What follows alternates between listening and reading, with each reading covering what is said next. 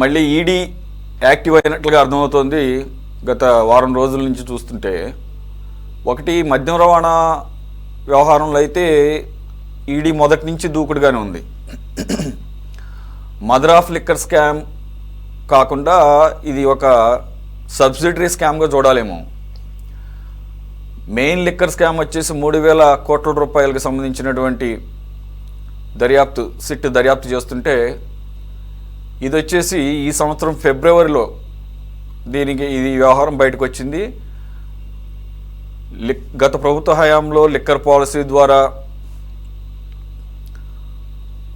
Illicit liquor అమ్మారని, అలాగే cash transaction జరిగినాయి అని, ఓవరాల్గా ఆ లిక్కర్ స్కామ్లో 3,000 కోట్ల రూపాయలు చేతులు మారాయని చెప్పేసి అది ఒక పక్కన దర్యాప్తు జరుగుతుండగా మొదటి నుంచి, ప్రభుత్వం మారిన మొదటి నుంచి కూడా ఈ సంవత్సరం ఫిబ్రవరిలో వెలుగులోకి వచ్చింది. ఇది లిక్కర్ ట్రాన్స్పోర్ట్కి సంబంధించింది మాత్రమే.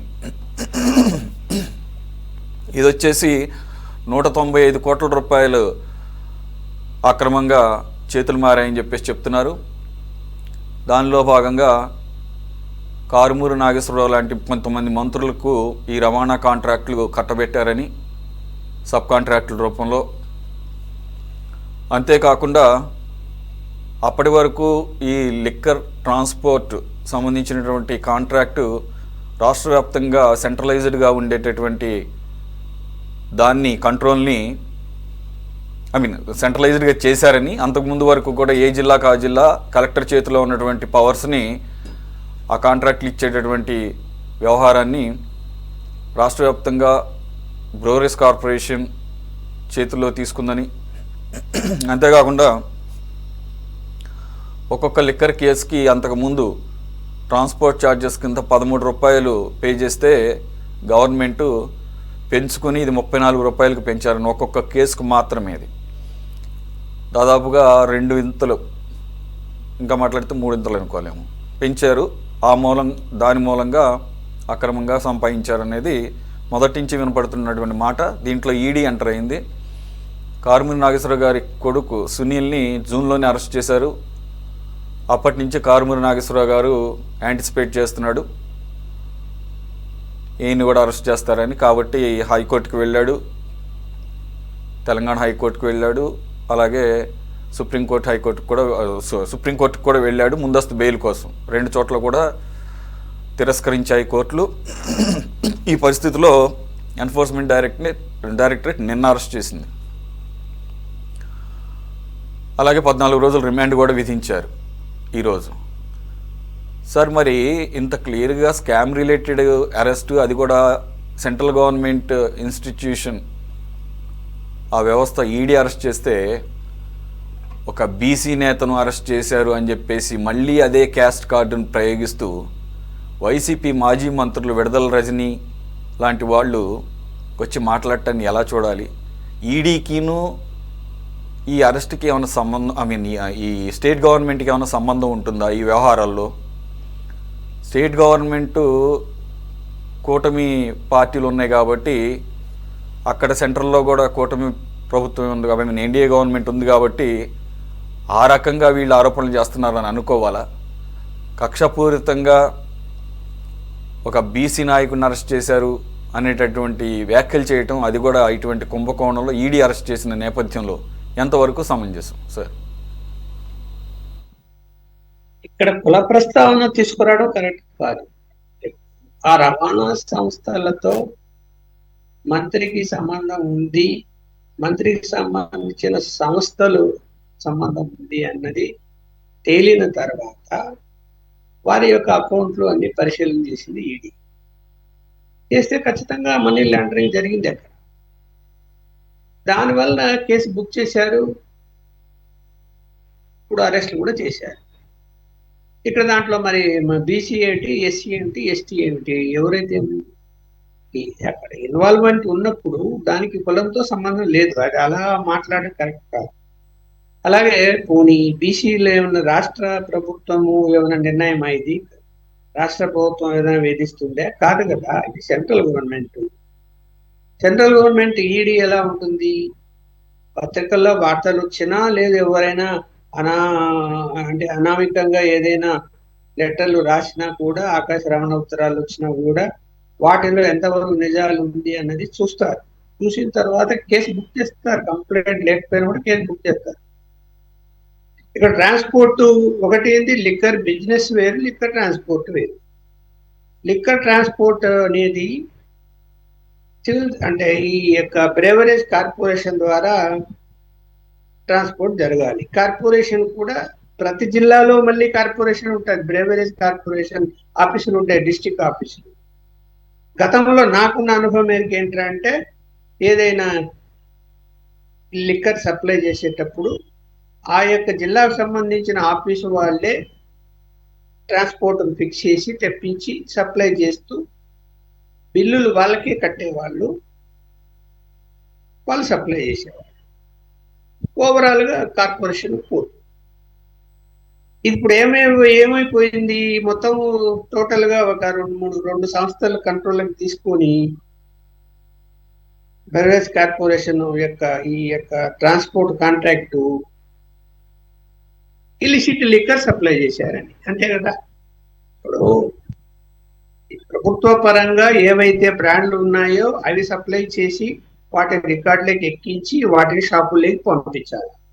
అలా కాకుండా ఏమైపోయింది, ఈ ట్రాన్స్పోర్ట్ కంపెనీ వాళ్ళ నుంచి ఈ ఇలిసిటీ లిక్కర్ కూడా దాంట్లో డంప్ చేసుకొని అవి నేరుగా, అంటే బేవరేజ్ కార్పొరేషన్ సంబంధం లేకుండా నేరుగా షాపులకు సప్లై చేశారు. వాళ్ళు షాపులకు సప్లై చేసి అక్కడ సపోజ్ 10 లక్షల బిజినెస్ జరిగితే ఒక రోజు ఈ ఇలిసిటీ లిక్కరే బిజినెస్ ఎక్కువ, 4 లక్షల 5 లక్షల పైన జరుగుతుంది. అది లెక్కలేకి రాదు. అంటే ఇక్కడ 2 విధాలుగా ఆదాయం. సో ఈ యొక్క బ్లాక్ మనీ అంతా కూడా మళ్ళీ వైట్ మనీ చేసుకోవడానికి ఏం చేశారు, రకరకాల కారణాలతో వాటిని కుటుంబ సభ్యుల అకౌంట్లోకి ట్రాన్స్ఫర్ చేసుకున్నారు. సో దొరికిపోయారు. సరే, అది ఎంత 7 కోట్ల 10 కోట్ల లేకపోతే మొత్తం స్కామ్ 3,000 కోట్ల అన్నది కాదు. ఎంతైనా కూడా తను పలుకుబడి ఉంది కదా అని చెప్పి చట్టానికి వ్యతిరేకంగా ఇష్టానుసారం వ్యవహరించారు అన్నది ఇక్కడ ఇంపార్టెంట్. మంత్రులు కావచ్చు, కానీ చట్టాన్ని ఫాలో కావాలి కదా. సో పలుకుబడి ఉపయోగించి ఎన్ని చేయాలో అన్ని చేశారు అనేది వెరీ క్లియర్గా ఇందులో కనిపిస్తుంది.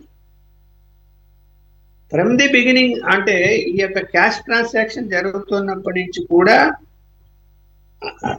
అనేక చర్చల్లో కానీ లేకపోతే పత్రికల వార్తలు కానీ అక్రమ మద్యం అమ్ముతున్నారు షాపుల్లో అని వచ్చినా కూడా ఎవ్వరు పట్టించుకోలేదు, ఏ చర్యలు తీసుకోలేదు. సో దానికి తగినట్టు కూడా పోరాటం చేయటం కానీ, ఆ విషయాలు బయటికి చేయటం కానీ ప్రతిపక్ష పార్టీగా ఉన్నటువంటి తెలుగుదేశం కూడా అప్పట్లో ఏం చేయలేకపోయింది. సో ఇప్పుడు సరే, సిట్ అనేది దర్యాప్తు చేస్తున్నది, అది కొన్ని విషయాలని బయటకు వచ్చాయి. ఇప్పుడు ఈడీ ఎంటర్ అయింది.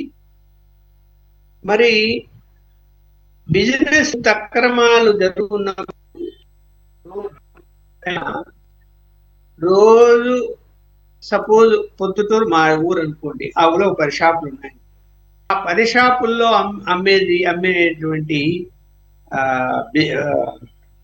లిక్కర్ డబ్బులు క్యాష్ రూపంలో తీసుకున్నప్పుడు డిజిటల్ ట్రాన్సాక్షన్ ఉందన్నారు, కానీ 5% డిజిటల్ ట్రాన్సాక్షన్ జరిగింది. మొత్తం 95% క్యాష్ ట్రాన్సాక్షన్ జరిగింది. ఏం చేస్తారు, సాయంత్రం అయితేనే అఫీషియల్ గా పొద్దున్నే బ్యాంకులో ఏ అమౌంట్ కట్టాలా బెవరేజ్ కార్పొరేషన్ కు, అది తీసుకుపోయి కట్టేస్తారు. మిగతా అది సంచుల్లో వేసుకొని ఎవరు ఇన్ఛార్జిగా ఉంటారో ఆ నియోజకవర్గంలో ఆయన ఇంటికి అది చేరిందా లేదా పంపించారు. నాకు ప్రత్యక్షంగా అలాంటి ఒక వ్యక్తి చెప్పాడు నాకు. అలా రోజువారీ కలెక్షన్, దాన్ని ఇదిగో ఎంత ఉంది లెక్క చెప్పాలి, లెక్క చెప్పిన తర్వాత ఎలక్షన్స్లో ఎవరెవరికి ఇవ్వాలో ఇవ్వాలి, లేకపోతే దేనికో పార్టీ కోసం ఏదైనా అవసరం అయితే ఖర్చు పెట్టాలి, లేదా ఏదైనా పార్టీ కార్యక్రమాలు జరిగితే వాటికి ఖర్చు పెట్టాలి. ఇట్లా కొన్ని పెట్టారు, కొన్ని చేశారు. మరి ఇవన్నీ నిజాలే కదా, ఎందుకు మీరు డిజిటల్ ట్రాన్సాక్షన్ వదిలేసి క్యాష్ ట్రాన్సాక్షన్ చేశారు? అక్కడే తెలిసిపోతున్నది కదా ఏదో జరిగిపోతున్నది అని. జరిగిపోయింది, ఇప్పుడు దొరుకుతున్నారు. మరి తప్పి ఎట్లా తప్పి దానికి బీసీ ఏంది, ఎస్సీ ఏంది, ఎస్టీ ఏంది, ఎవరైతే ఉందంటే దొరికిన తర్వాత దొరకకపోతే అది వేరే విషయం. చూడు, ఆయన కుమారుడు ఆయన కోడలి అకౌంట్ లో కూడా డబ్బులు ట్రాన్స్ఫర్ అయ్యాయని చెప్తున్నారు కదా ఈడీ. ఇవాళ కోర్టులో వాళ్ళు రిమాండ్ రిపోర్ట్ లో రాశారు కదా. మరి ఏం చెప్పాలి దానికి, చెప్పండి. ఎలా వెళ్తాయి అంత పెద్ద డబ్బులు, లక్షల కోట్లలో అకౌంట్లలోకి ఎలా వెళ్తాయి? ఏదో ఒక కంపెనీ, ఆ కంపెనీ నుంచి ఇచ్చారు, ఆ కంపెనీకి మీరు ఏం చేశారు? పలానా సప్లై చేశాము, లేకపోతే వెహికల్స్ రెంట్ ఇచ్చారు, ఇట్లాంటివన్నీ లేనిపోటీ సృష్టించి ఆ కంపెనీల నుంచి మనీ ట్రాన్స్ఫర్ అయ్యింది. వెరీ క్లియర్ అది. అందువలన ఇట్లాంటివి జరగడానికి అవకాశం లేకుండానే చూడాలి. ప్రస్తుత గవర్నమెంట్ లో కూడా కొన్ని ఆరోపణలు వస్తున్నాయి లిక్కర్ సంబంధించి జరిగేటువంటి వాటిల్లో. ఆ విషయంలో కూడా జాగ్రత్త వహించాలి. ఇప్పుడు వ్యాపారస్తులు ఎలా ఉంటారు, వాడు తొందరగా సంపాదించుకోవాలని ఉంటాడు. ఏదైతే గవర్నమెంట్ ఫిక్స్ చేసిన బ్రాండ్లు అక్కడ పెట్టి అమ్మాలి కానీ వేరేటి కూడా అమ్ముతానండి, లేకపోతే బెల్ట్ షాపులు పెడతాడు. చాలా చోట్ల వస్తున్నాయి కదా, ఎమ్మెల్యేలు బెల్ట్ షాపులు పెట్టించారు, ఎమ్మెల్యేలు అండతో నడుస్తున్నాయని. అది కూడా కరెక్ట్ కాదు కదా. ఆలోచించాల్సిన అవసరం ఉంది ప్రభుత్వం.